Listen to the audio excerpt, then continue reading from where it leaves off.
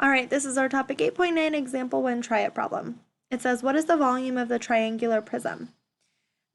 So this triangular prism has rectangles all on the sides and the two triangles as the bases.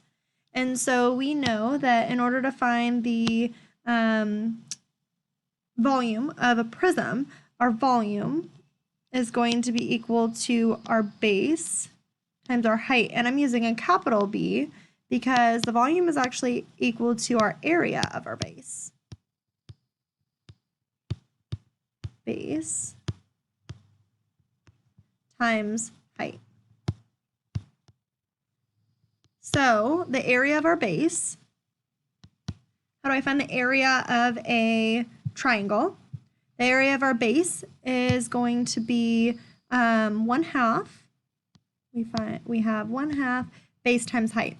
1/2 times the base of that triangle is 8, and the height of that triangle is 6. And then the height of our prism is actually along one of the rectangular sides, so that's going to be 14.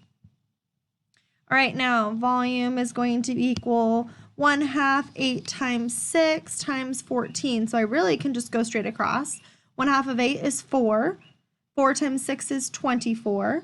And then I have 24 times 14 is equal to 336.